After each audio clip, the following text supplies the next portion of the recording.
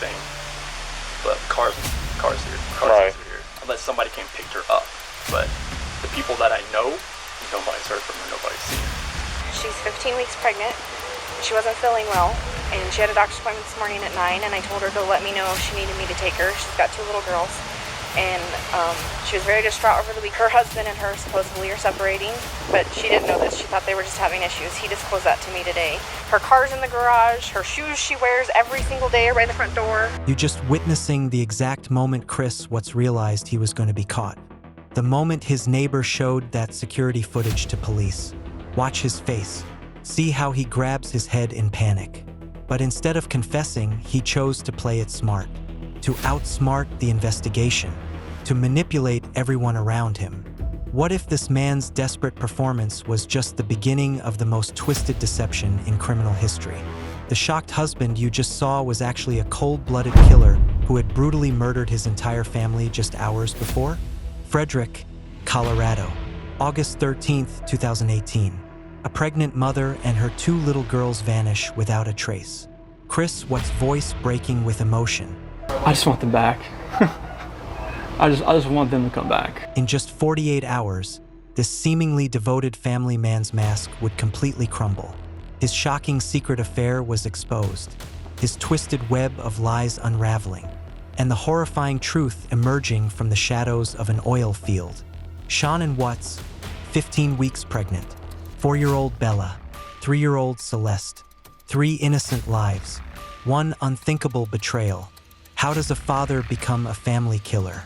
What drove a man who seemed to have everything to brutally destroy it all? The answers will shock you. The truth will haunt you, because sometimes the person you trust most is the one you should fear the most. On June 1st, 2018, 3 months before the murders, Chris and Shanann Watts seemed to have the perfect life. A beautiful suburban home in Frederick, Colorado. 2 adorable daughters, 4-year-old Bella and 3-year-old Celeste. And Shanann was 15 weeks pregnant with their 3rd child. But beneath this picture-perfect surface, something very dark was brewing. Chris Watts, 33 years old, worked as an equipment operator for Anadarko Petroleum. A steady job, a reliable income, the kind of man any woman would want to build a life with. Shanann was a successful businesswoman, working with Louvel, a health and wellness company. She was vibrant, loving, and absolutely thrilled about their growing family. From their social media posts, they looked like the American dream. Family vacations, birthday parties, date nights. The kind of family that made others jealous. But those closest to Shanann began to notice something deeply disturbing. Chris was becoming different, cold, distant, almost like a stranger. In the weeks leading up to August, Shanann confided to friends that her husband was acting strange. He seemed completely disconnected from their life together, from their children, from their unborn baby. She had even canceled the gender reveal party for their 3rd child. But why? Because something felt terribly wrong at home. Chris would come home from work and barely speak. He showed no excitement about the new baby. It was as if he was living with complete strangers. Shanann tried everything to fix their marriage. Couples therapy sessions, romantic gestures, heart-to-heart conversations. But nothing worked. Chris seemed to be slipping away from her, and she had no idea why. What she didn't know was that Chris was living a devastating double life. While Shanann was desperately trying to save their marriage, Chris was betraying everything they had built together. At his job site, he had met someone, a coworker named Nicole Kessinger, 30 years old, attractive, single, available, and Chris wanted her more than his own family. But there was one huge problem. He was married with children and another baby on the way. So Chris did what lying killers do best. He lied. He told Nicole that his marriage was completely over, that he was getting divorced, that Shanann knew about their relationship and was fine with it. Every single word was a pure lie. Nicole had no idea she was dating a married man. She had no idea about the pregnant wife at home. She had no idea that she was about to become the catalyst for one of the most horrifying family murders in American history. On August 10, 2018, Shanann left for a business trip to Arizona. She would be gone for just a few days, working to build her Louvel business and support their growing family. This should have been a normal work trip, a chance for Chris to bond with his daughters while mommy was away. Instead, it became the perfect opportunity for Chris to live his secret fantasy. The moment Shanann's plane took off, Chris transformed into a completely different person. While his pregnant wife was working thousands of miles away, Chris took Nicole on romantic dates. They went to the Lazy Dog Sports Bar and Grill in Erie, Colorado. The bill? Over $60. Money that came from the joint account he shared with Shanann.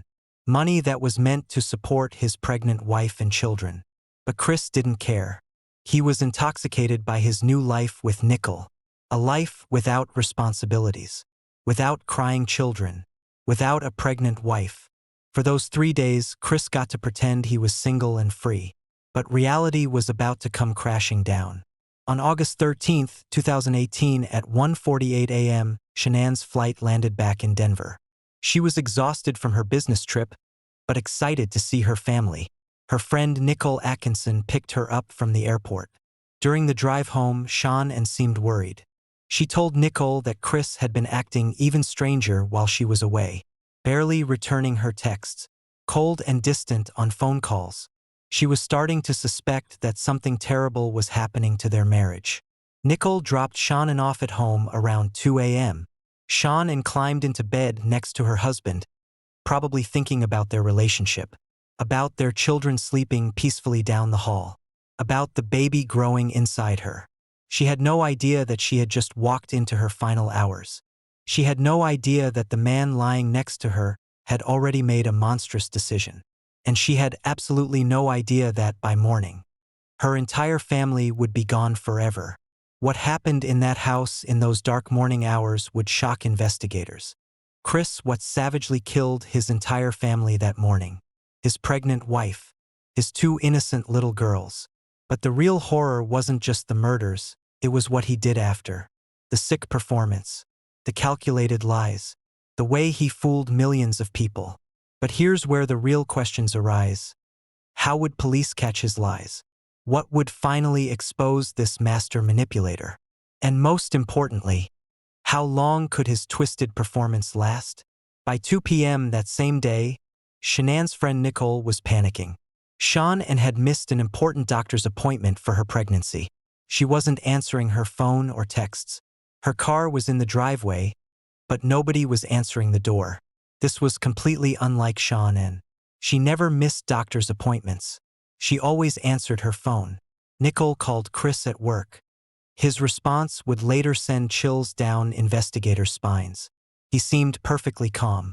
Too calm. He casually said he didn't know where they were. Maybe Shanann had taken the girls somewhere for the day. But Nicole knew this was impossible. Shanann would never disappear without telling anyone, especially when she had a doctor's appointment. Something was terribly, terribly wrong. When Chris arrived home from work that afternoon, he found Nicole and police officers waiting for him in his driveway. And that's when Chris Watts began the performance of his lifetime. The performance that would fool millions of people watching on television. The performance that would make him appear to be a loving husband and desperate father. But could his acting skills be enough to hide the horrifying truth? The investigation was about to begin. When Officer Coonrod asked Chris about his missing family, Chris's response was chillingly calm. He said, "I have no idea where they are." And later he said, "She was going to a friend's house with the kids." But here's the terrifying truth. Chris knew exactly where they were. He had brutally killed them just hours earlier. He had disposed of their bodies in the most horrifying way possible. Yet he stood there, looking directly into the officer's eyes, and lied without hesitation. Officer Coonrod later said Chris seemed unusually calm for a man whose pregnant wife and children were missing. Too calm, too composed. But Chris wasn't done with his performance. He was just getting warmed up. Then came the first major test. Nate Trinastick, Chris's neighbor, had security cameras that faced the Watts house. "Let's check the footage," Officer Coonrod suggested. Chris agreed immediately. Why? Because he thought he was smarter than everyone else. He thought his plan was perfect. But this decision would become his first devastating mistake. As they watched the security footage together, something absolutely chilling happened. The cameras showed Chris loading mysterious items into his work truck that morning at 5:27 a.m. Large, heavy objects wrapped in bed sheets. Chris watched this footage standing right next to the police officer, knowing exactly what those objects were. His murdered family. Yet his face showed no emotion, no panic, no guilt, just cold, calculated calmness. But Chris's most disturbing performance was yet to come. On August 14, 2018, less than 24 hours after brutally murdering his family, Chris Watts agreed to do a television interview with Denver 7. He sat on his front porch, the same porch where his daughters had played just days before, and begged for their safe return. "I just want them back," he said, his voice breaking with fake emotion. "I just want to see them again." But here's the absolutely sickening truth. Chris knew they would never come back, because he had made sure of that. As millions of people watched this interview, their hearts breaking for this seemingly desperate father, Chris was secretly enjoying his performance. He was getting off on fooling the entire world. But while Chris thought he was winning, investigators were already starting to see through his twisted act. Detective Tammy Lee noticed something very disturbing about Chris's behavior.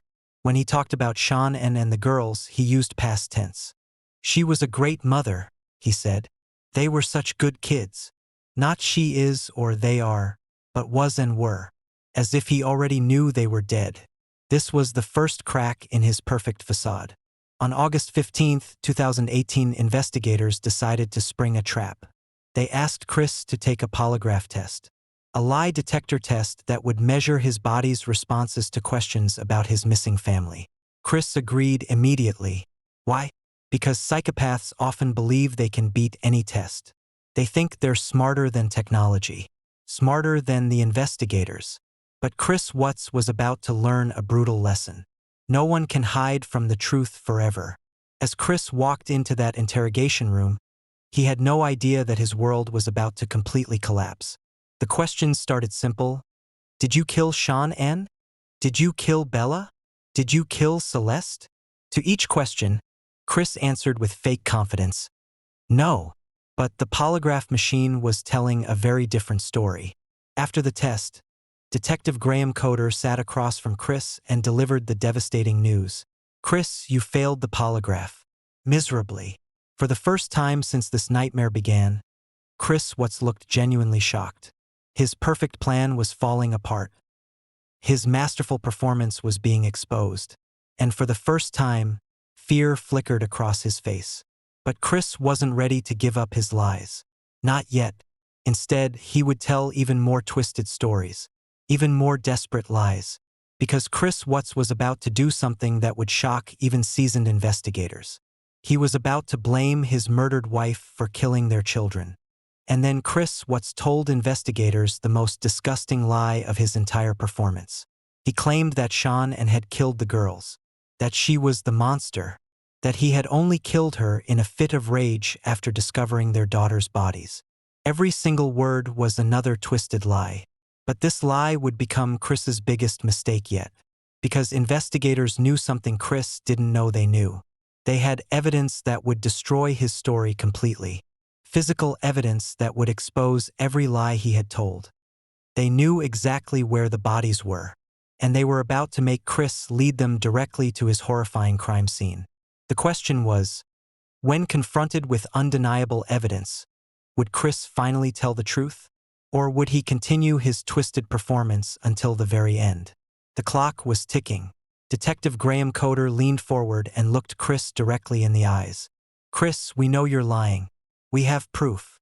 For the first time since this nightmare began, real fear flickered across Chris's face. "What proof?" he asked, his voice finally shaking. And that's when investigators played their ace card. They had been secretly tracking Chris's work truck using GPS technology. They knew exactly where he had driven on the morning of August 13th. Server Ranch, a remote oil field owned by Anadarko Petroleum, Chris's employer. The same place where Chris had unlimited access to oil tanks and burial sites. The perfect place to hide bodies where no one would ever find them. Or so Chris thought. Chris's twisted performance finally began to collapse. "Okay," he said, his hands trembling for the first time. "I'll tell you what really happened." And then Chris Watts gave investigators the most horrifying confession in Colorado criminal history. He admitted to strangling Shanann and in their bedroom while she was sleeping. His pregnant wife, the mother of his children, murdered in cold blood. But the true horror was just beginning, because Chris revealed something even more sickening, something that would haunt investigators forever. The children were still alive when he carried Shanann's body to his truck. 4-year-old Bella and 3-year-old Celeste were awake. They saw their daddy carrying mommy's lifeless body, and they had no idea they were next. Chris loaded his dead wife into his work truck. Then he told his daughters they were going for a ride. Bella and Celeste climbed into that truck, probably thinking they were going on an adventure with daddy. They had no clue that their mother's body was lying right behind them. They had no clue that this would be their final journey. As Chris drove toward the remote oil field, 45 minutes away, his 2 little girls were completely unaware they were traveling to their death site. When they arrived at the oil field, Chris told the girls to stay in the truck while he dealt with mommy. He dragged Shanann's body from the truck and buried her in a shallow grave near the oil tanks. But Chris wasn't done. The worst was yet to come. He returned to the truck where his daughters were waiting, still trusting their daddy, still innocent, still alive.